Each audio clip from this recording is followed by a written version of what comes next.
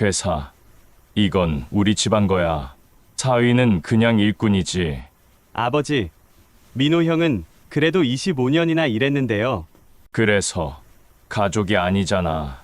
다 너한테 넘길 거다. 그게 진짜 가족이지. 25년 동안 모든 것을 바친 사위는 회사의 창고에서 장인의 그 말을 듣고 말았습니다. 부도 직전의 작은 공장을 지역 대표 기업으로 키운 건 사위였습니다. 밤을 새워 생산 라인을 개선하고 거래처를 발굴하고 직원들과 함께 땀 흘렸던 그 모든 시간들이 한순간에 일꾼이라는 단어로 무너지는 순간이었습니다. 그날 이후 사위는 결심했습니다. 그간 쌓아온 모든 것을 지키는 방식으로 이 모욕에 답하겠다고 말입니다. 이 이야기가 궁금하시다면 구독과 좋아요, 알림 설정 부탁드립니다. 끝까지 들으시면 25년 헌신의 진짜 의미와 정의로운 복수가 무엇인지 아시게 될 겁니다. 이 이야기는 지금으로부터 25년 전 한 젊은 남자의 결혼식에서 시작됩니다. 주인공 민호는 당시 28살이었습니다. 성실하고 손재주 좋은 기술자였던 그는 대기업 하청 공장에서 일하다가 지금의 아내 수진을 만나 결혼하게 되었습니다. 장인 박 사장은 당시 경기도 외곽에서 작은 금속 부품 공장을 운영하고 있었습니다. 직원이 10명도 채 안 되는 소규모 업체였고 설상가상으로 주요 거래처가 부도나면서 회사는 부도 직전까지 몰린 상태였습니다. 장인은 결혼식 날 민호의 손을 꼭 잡으며 함께 회사를 일으켜보자고 부탁했습니다. 민호는 망설이지 않았습니다. 새 가족이 된 장인을 돕는 것은 당연한 일이라고 생각했습니다. 결혼 다음 날부터 민호의 전쟁 같은 시간이 시작되었습니다. 처음 1년은 정말 힘들었습니다. 아침 7시에 출근해서 밤 11시가 넘어서야 집에 돌아오는 날이 대부분이었습니다. 주말도 없었습니다. 민호는 낡은 기계들을 정비하고 불량률을 낮추기 위해 공정을 하나하나 개선했습니다. 직접 발로 뛰며 새로운 거래처를 개척했습니다. 장인은 처음에는 정말 고마워했습니다. 민호가 주말에도 나와서 일하면 직접 소주를 따라주며 감사를 표했습니다. 그렇게 3년이 지나자 회사는 서서히 안정을 찾기 시작했습니다. 민호가 개선한 생산 공정 덕분에 불량률이 크게 줄었고 그가 발굴한 새 거래처들이 안정적인 수익을 가져다 주었습니다. 직원도 10명에서 20명으로 늘었습니다. 5년이 지나자 공장 건물을 확장했고 10년이 지나자 최신 설비를 도입할 수 있을 만큼 자금 여유가 생겼습니다. 15년째가 되던 해에는 지역에서 손꼽히는 중견업체로 성장했습니다. 연 매출 100억 원을 넘어섰고 직원은 50명이 넘었습니다. 그 모든 과정의 중심에는 민호가 있었습니다. 새로운 기술을 배우기 위해 야간 대학원까지 다녔고 해외 바이어와 거래하기 위해 영어 공부도 독학으로 했습니다. 회사의 핵심 기술 자료는 대부분 민호가 직접 작성한 것이었고 주요 거래처 담당자들은 모두 민호를 신뢰했습니다. 신혼 시절 아내가 임신했을 때도 병원에 못 가고 공장에서 일했고 아이가 태어났을 때도 출산 휴가 대신 거래처 미팅을 갔습니다. 명절에도 공장 기계를 돌리기 위해 혼자 나왔고 밤을 새워 기술 자료를 만들고 새로운 공정을 연구했습니다. 그런데 문제는 이쯤부터 시작되었습니다. 회사가 안정되고 규모가 커지자 장인의 태도가 조금씩 변하기 시작한 것입니다. 장인에게는 아들이 하나 있었습니다. 민호보다 5살 어린 처남 재석이었습니다. 대학도 제대로 졸업하지 못하고 이것저것 사업을 해보겠다며 돌아다니다가 번번이 실패했습니다. 재석이 35살이 되던 해 장인은 아들을 회사로 불러들였습니다. 이제 철이 들 나이니 회사 일을 배우며 정착해야 한다는 이유였습니다. 민호는 환영했습니다. 처남도 가족이고 함께 회사를 키워나갈 수 있다면 좋은 일이라고 생각했습니다. 하지만 재석은 처음부터 일에 관심이 없었습니다. 출근 시간은 들쑥날쑥했고 현장에 나가는 것을 싫어했습니다.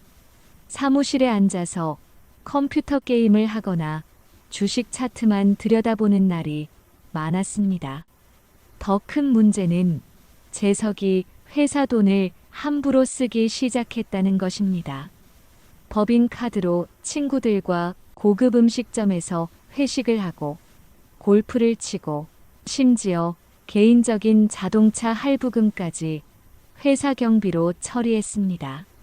민호가 조심스럽게 장인에게 문제를 제기했지만 장인은 아들이 아직 젊으니 그럴 수 있다며 대수롭지 않게 넘겼습니다. 민호는 답답했지만 더 이상 말하지 않았습니다. 가족 일에 사위가 너무 깊이 관여하는 것도 조심스러웠기 때문입니다. 그런데 장인의 태도는 점점 더 이상해졌습니다. 회사의 중요한 결정을 할 때 예전에는 민호와 상의했는데 이제는 재석과만 상의했습니다. 민호가 준비한 사업 계획서보다 재석이 대충 만든 기획서를 더 관심 있게 보았습니다. 결정적인 사건이 있었습니다. 어느 날 민호가 새로운 생산라인 도입을 제안했습니다. 3개월 동안 자료를 조사하고 해외 업체들과 연락하며 꼼꼼하게 준비한 계획이었습니다. 투자 대비 효율이 명확했고 2년 안에 투자금을 회수할 수 있는 확실한 안이었습니다. 하지만 장인은 경기가 안 좋다며 투자를 거부했습니다. 그런데 한 달 뒤 재석이 제안한 신규 사업 아이템에는 민호의 계획보다 2배나 많은 돈을 투자했습니다. 제대로 된 시장 조사도 없이 재석의 친구가 제안한 아이템이었습니다. 결과는 뻔했습니다. 그 사업은 6개월 만에 실패했고 투자금 대부분을 날렸습니다. 민호는 씁쓸했지만 참았습니다. 그래도 이건 가족 회사고 자신은 사위일 뿐이라고 스스로를 달랬습니다. 20년째가 되던 해 장인은 회사 등기 부등본을 정리하면서 재석을 이사로 등재했습니다. 민호는 여전히 그냥 직원 신분이었습니다. 명함에는 상무라는 직함이 있었지만 법적으로는 아무 권한이 없었습니다. 직원들 사이에서도 미묘한 변화가 감지되었습니다. 예전에는 모두가 민호 상무를 따랐는데 이제는 재석 이사의 눈치를 보는 직원들이 생겼습니다. 재석이 사장의 아들이고 언젠가 이 회사를 물려받을 사람이라는 것을 모두가 알았기 때문입니다. 민호는 밤마다 혼자 공장을 걸으며 생각했습니다. 자신이 25년 동안 무엇을 위해 이렇게 열심히 일했는지, 정말 가족으로 인정받고 있는 건지, 아니면 그냥 편리하게 쓰는 일꾼일 뿐인지 혼란스러웠습니다. 아내 수지는 남편의 고민을 알았지만 어쩔 수 없었습니다. 그녀도 친정 아버지와 남편 사이에서 힘들었습니다. 남편이 너무 힘들면 회사를 나와도 된다고 조용히 말했지만 민호는 아직 괜찮다며 조금만 더 지켜보겠다고 했습니다. 민호는 여전히 회사를 위해 최선을 다했습니다. 새벽같이 나와서 밤늦게까지 일했습니다. 거래처에 문제가 생기면 직접 달려가서 해결했습니다. 직원들의 고충을 듣고 챙겼습니다. 그러나 장인의 마음속에는 이미 확고한 생각이 자리 잡고 있었습니다. 이 회사는 박씨 집안의 것이고 핏줄로 이어진 아들에게 물려줘야 한다는 생각이었습니다. 사위가 아무리 잘해도 아무리 오래 일해도 결국 남이라는 생각이었습니다. 그 생각은 점점 더 노골적으로 드러나기 시작했습니다.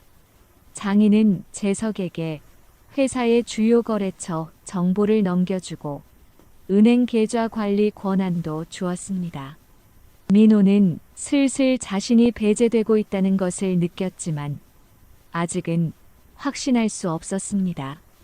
그러던 어느 금요일 오후 민호의 삶을 완전히 뒤바꿀 순간이 찾아왔습니다. 그 금요일 오후 창고에서 우연히 듣게 된 장인의 목소리는 민호의 25년 헌신을 단번에 부정하는 비수가 되어 가슴에 박혔습니다. 민호는 그 자리에서 장인과 처남이 자신을 단지 일꾼으로만 여긴다는 사실을 명확히 알았습니다. 끓어오르는 분노와 함께 지난 시간 동안 느꼈던 모든 소외감과 모멸감이 폭발적으로 떠올랐습니다. 그래, 일꾼. 나는 그들의 가문의 성장에 필요한 소모품이었구나. 민호는 속으로 되뇌었습니다. 며칠 밤을 잠 못 이루며 고민했습니다. 도망치듯 회사를 떠날 수도 있었습니다. 하지만 민호에게 이 회사는 단순한 일터가 아니었습니다. 그의 청춘이었고 그의 피와 땀으로 세워진 거대한 작품이었습니다. 그는 정면 돌파를 결심했습니다. 최소한의 인간적인 존중과 권리를 요구해야 했습니다.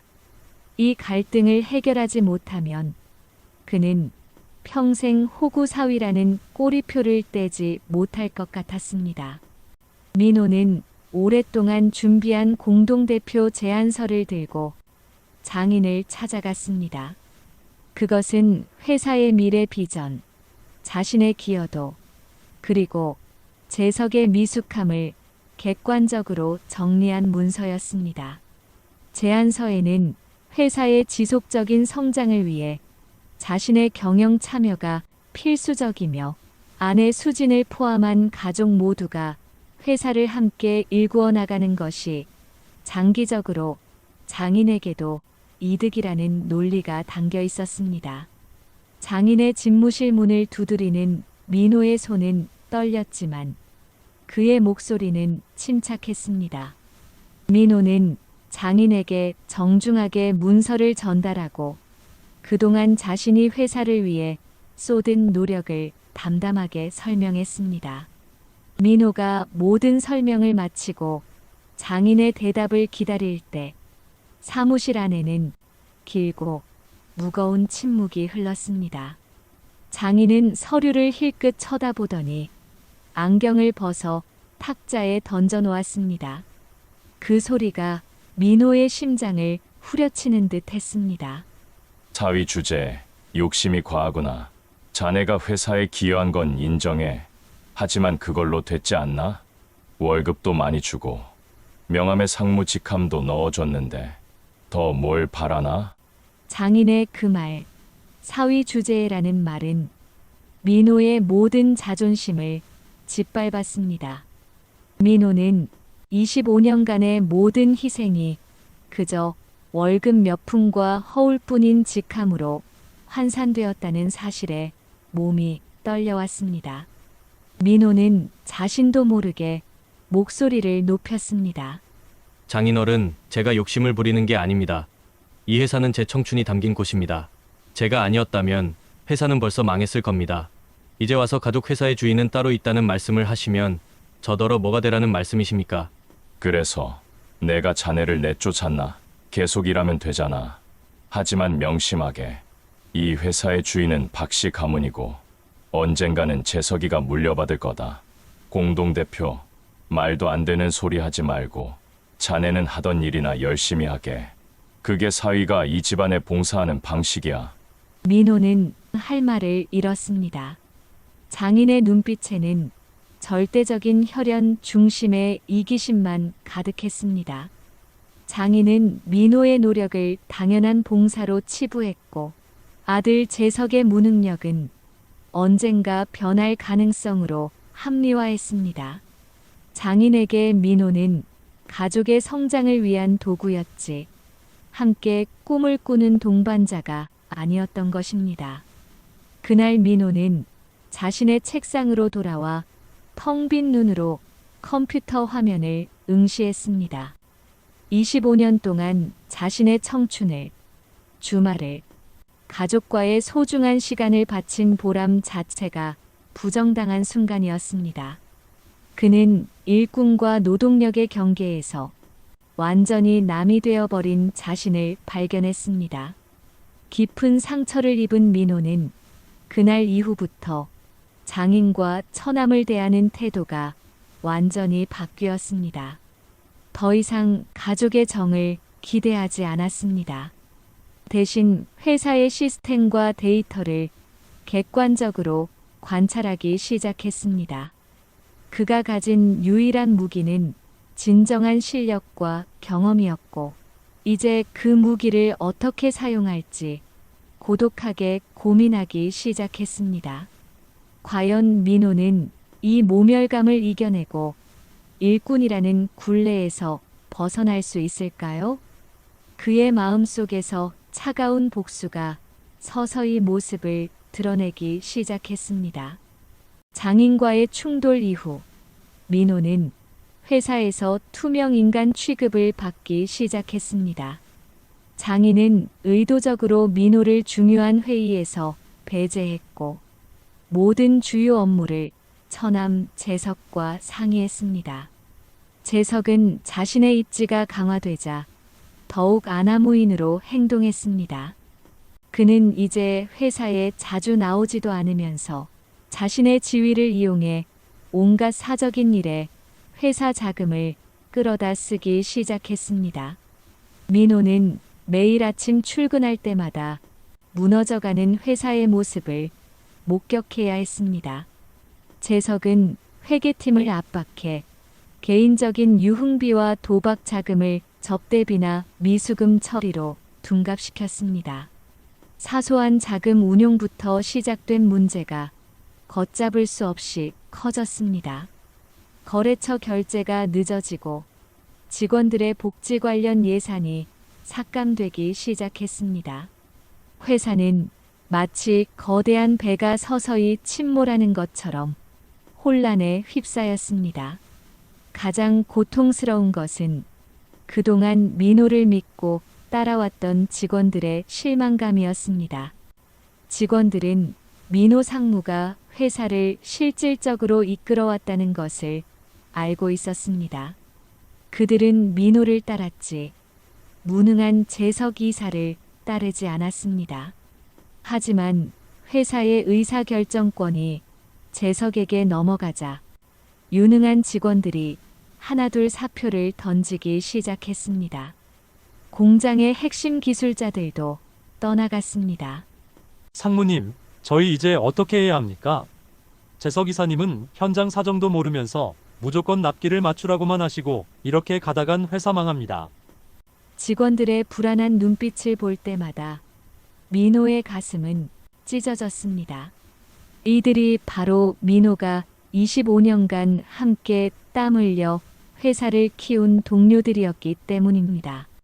민호는 장인을 찾아가 다시 한번 호소했습니다.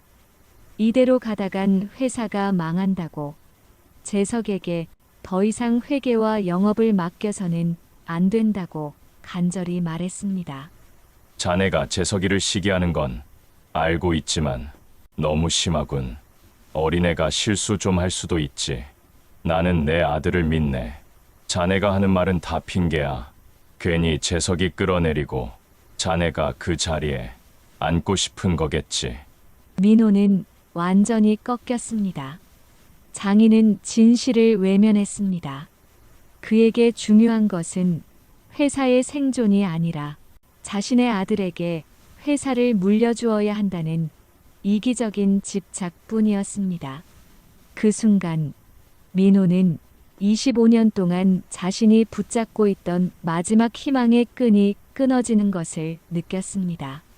나는 그동안 무엇을 위해 버틴 거지? 그 질문은 단순한 후회가 아니었습니다. 그것은 절망의 나락으로 떨어지는 민호 자신의 비명과도 같았습니다. 아내 수진마저도 이제는 남편의 편을 들 수 없었습니다. 친정아버지의 맹목적인 아들 사랑을 보며 그녀 역시 이 싸움은 가망이 없다고 느꼈습니다. 며칠 후 재석의 실수가 결국 대형 사고로 이어졌습니다. 재석이 무리하게 진행한 해외 부품 수입 건이 통관 문제에 걸려 큰 손실을 입었습니다. 이로 인해 가장 큰 핵심 거래처와의 납기 약속을 지키지 못하게 되었고, 거래처는 계약 해지를 통보했습니다. 그 거래처는 민호가 10년 동안 공을 들여 확보한 회사 매출의 30%를 차지하는 생명줄이었습니다. 회사는 이제 정말 부도 위기에 놓였습니다. 모든 책임은 재석에게 있었지만 장인은 오히려 민호에게 책임을 돌렸습니다. 자네가 관리를 제대로 못해서 그런 거 아닌가? 자네가 재석이에게 협조를 안 했으니 이런 일이 생긴 거야. 민호는 더 이상 변명하지 않았습니다. 이제 모든 것이 끝났다는 것을 알았습니다. 민호는 깊은 절망 속에서 문득 깨달았습니다. 장인에게는 회사의 성공도, 사위의 헌신도, 직원들의 미래도 중요하지 않았습니다. 오직 혈연만이 중요했습니다. 이 절망의 끝에서 민호는 마침내 새로운 것을 보았습니다. 장인에게 복수하는 것만이 유일한 길이 아님을, 오히려 자신이 이룬 가치를 지키는 것이 더 중요함을 깨달았습니다. 벼랑 끝에 선 민호는 완전히 새로운 결심을 했습니다. 그 결심은 감정적인 보복이 아니었습니다. 눈에는 눈, 이에는 이라는 식의 유치한 복수는 민호의 25년 가치를 떨어뜨릴 뿐이었습니다. 민호는 자신이 세운 가치, 즉 회사의 기술, 직원들의 노고, 그리고 신뢰를 지키는 방식으로 이 모든 것을 끝내기로 했습니다. 그의 결심은 바로 정당한 복수였습니다. 복수의 대상은 장인이 아니라 장인의 이기심과 오류가 낳은 무능한 시스템이었습니다. 내가 세운 가치를 지키는 방식으로 끝을 내겠다. 이 회사의 주인은 피가 아니라 땀과 능력이라는 것을 보여주겠다.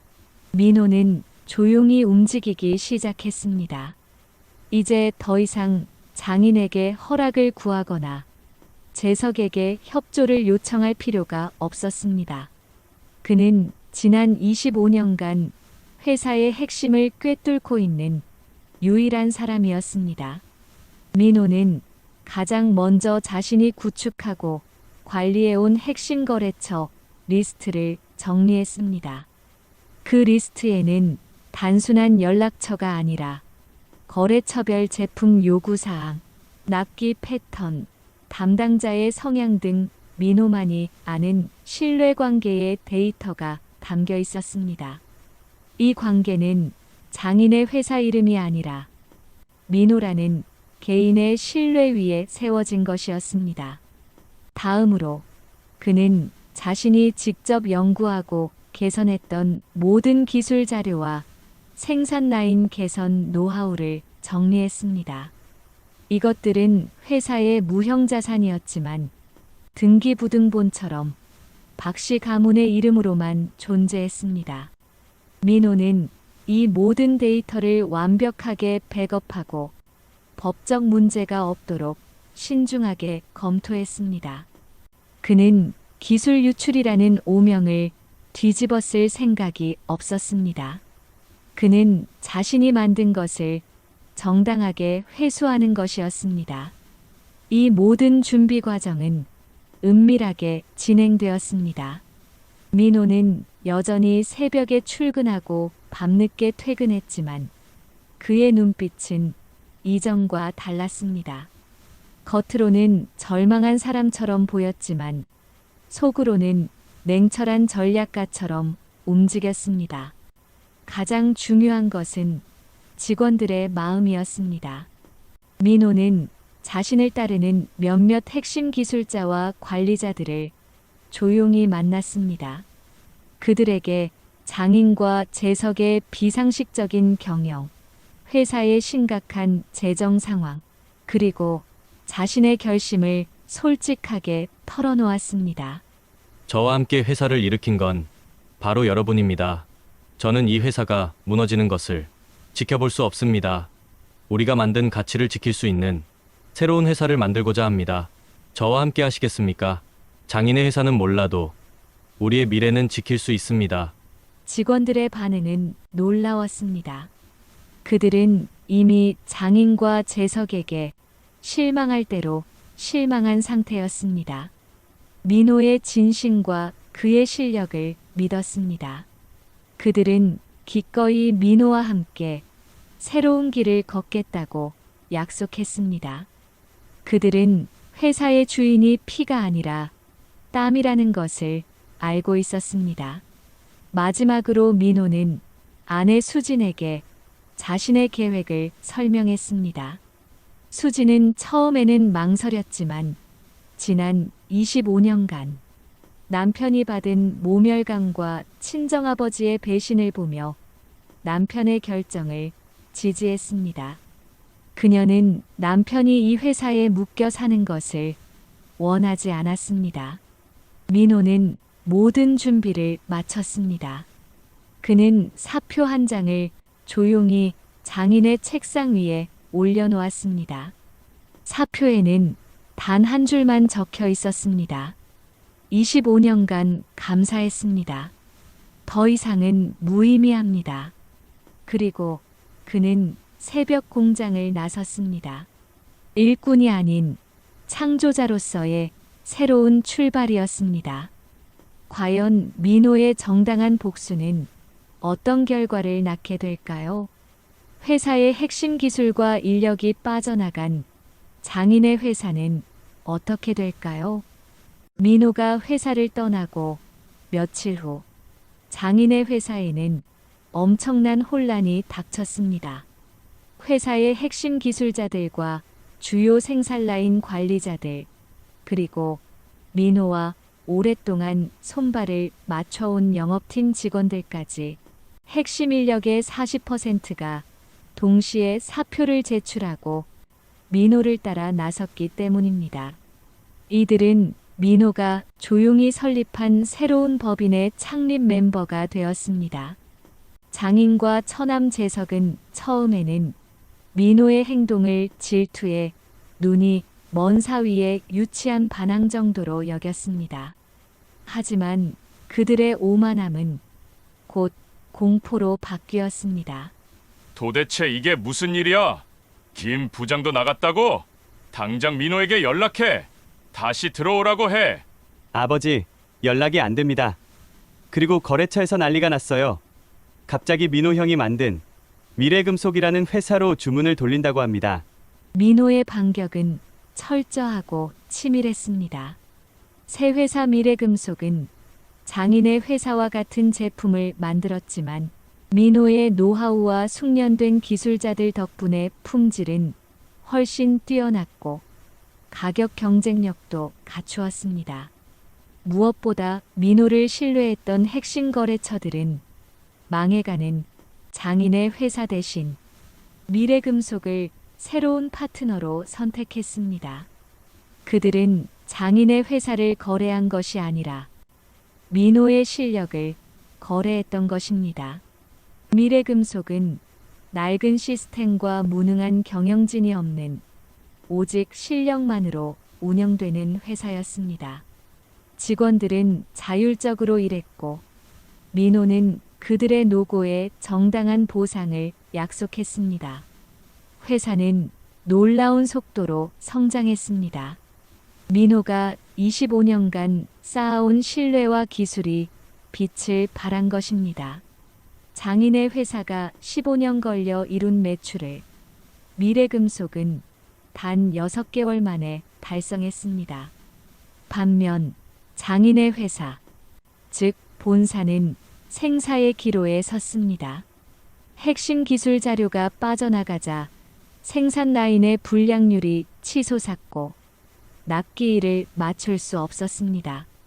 게다가 재석이 빼돌린 회사 자금 문제까지 수면 위로 떠오르면서 은행 대출마저 막혔습니다. 회사는 매일매일 적자에 시달렸고 남아있는 직원들의 사기는 바닥을 쳤습니다.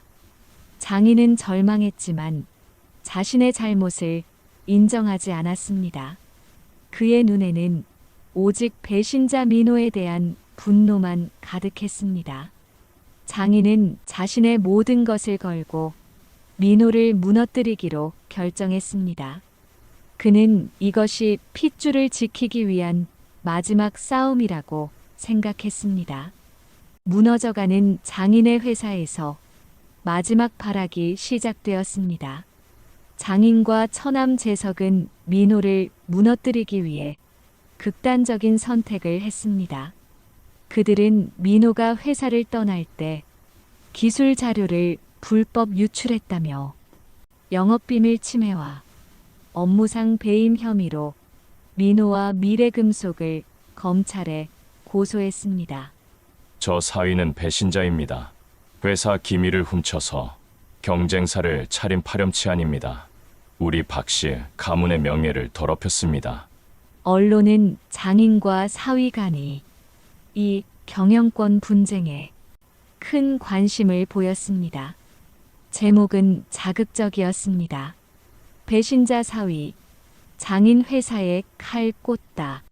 민호는 다시 한번 배신자라는 오명을 뒤집어 썼습니다.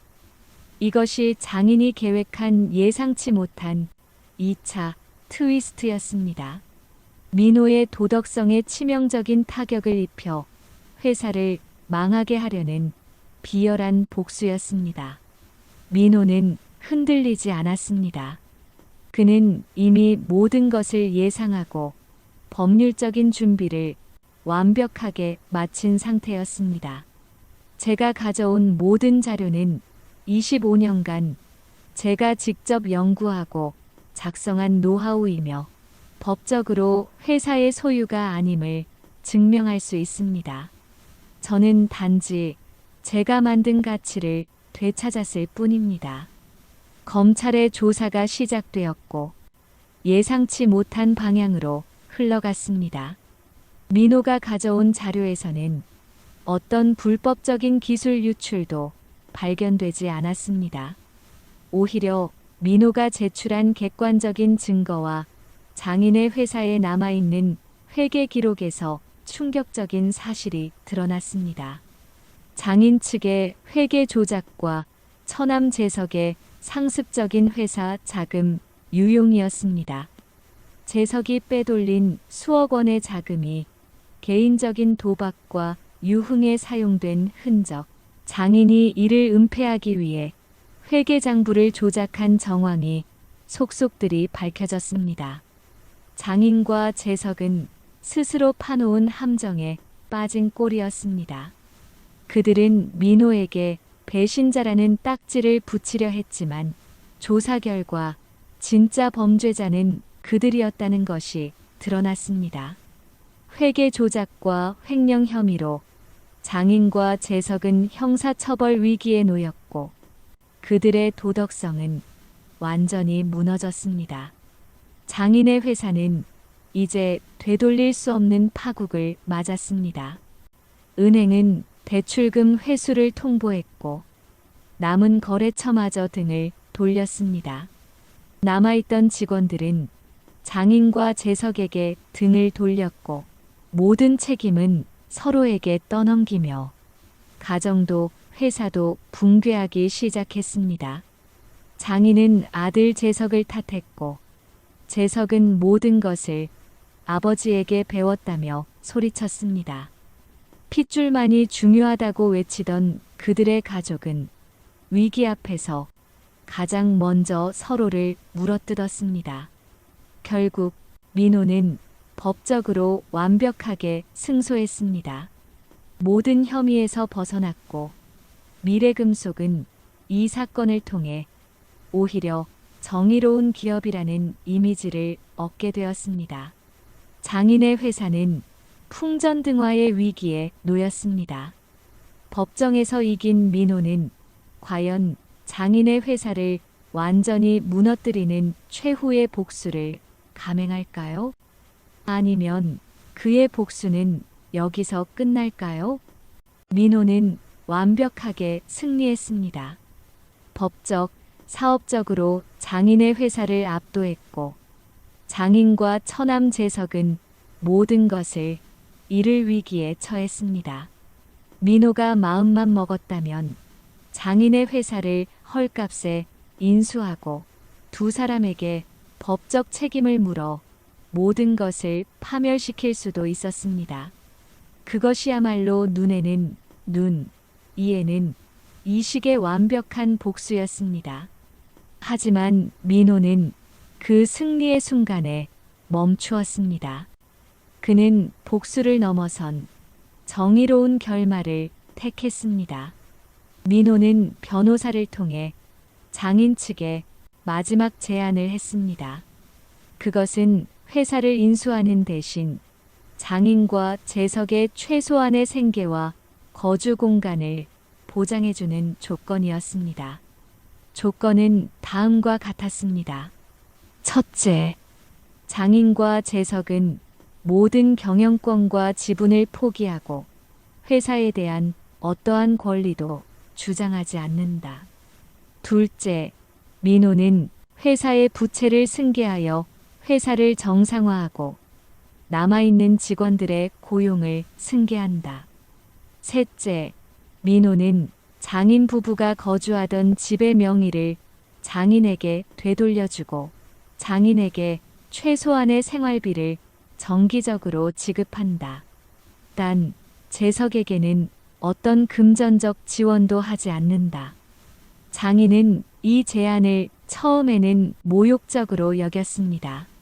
하지만 변호사는 그들에게 다른 선택지가 없음을 냉철하게 설명했습니다.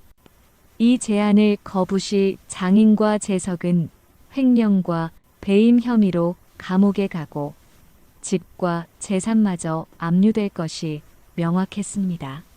장인은 마침내 무릎을 꿇었습니다. 자신이 일꾼이라 무시했던 사위에게 목숨을 구걸하는 꼴이었습니다. 민호는 이 모든 과정을 조용히 그리고 인간적으로 마무리했습니다. 장인의 회사 건물을 인수하는 과정에서 미래금속과 본사를 합병했지만 그 과정에서 장인 가족의 얼굴을 쳐다보지 않았습니다. 그는 모욕감을 주지 않았습니다. 대신 자비를 베풀었습니다. 정의는 복수 위에 서는 법이다. 이것이야말로 민호가 선택한 탈무드의 지혜였습니다. 탈무드는 복수 자체를 부정하지 않지만 복수가 정의라는 이름으로 포장되어야 함을 가르칩니다. 민호의 복수는 장인에게 고통을 주는 것이 아니라 장인의 이기심이 만든 결과를 명확하게 보여주고 그 결과에 대한 책임을 지게 만든 것이었습니다. 그리고 그들을 완전히 파멸시키지 않음으로써 인간적인 최소한의 도리를 지켰습니다. 민호는 이제 미래금속의 실질적인 주인이 되었습니다. 그는 합병된 회사의 직원들에게 약속했습니다. 이 회사는 피가 아니라 땀과 능력으로 운영될 것입니다. 우리는 가족이 아니라 동반자입니다. 저는 여러분의 노력에 정당하게 보답할 것입니다. 미래금속은 민호의 지휘 아래 빠르게 안정을 되찾았습니다. 민호는 자신의 삶을 되찾았고 능력이 존중받는 회사를 만들었습니다. 그는 25년의 헌신이 헛되지 않았음을 자신의 행동으로 증명했습니다. 그는 일꾼에서 정의로운 기업가로 거듭났습니다. 장인은 홀로 남은 집에서 매일 아침 민호가 세운 회사의 로고가 찍힌 트럭이 공장으로 들어서는 모습을 보며 자신의 지난 과오를 후회해야 했습니다. 그에게 가장 큰 벌은 사위가 복수심에 가득 찬 악마가 아니라 자신보다 더 능력 있고 정의로운 사람이었다는 사실을 매일 깨닫는 것이었습니다. 민호의 이야기는 우리에게 진정한 가치와 정의가 무엇인지 생각하게 합니다. 혈연이라는 이름 뒤에 숨은 이기심이 어떻게 한 회사를 파멸로 이끌고 결국 능력과 신뢰가 모든 것을 이긴다는 것을 보여주었습니다. 여러분이라면 민호처럼 마지막에 자비를 베풀었을까요? 여러분의 생각을 알려주세요. 다음 시간에는 또 다른 탈무드 지혜가 담긴 사연을 가지고 돌아오겠습니다. 알림 설정해 두시면 놓치지 않으실 거예요. 오늘 이야기 어떠셨나요? 지금까지 들어주셔서 감사합니다.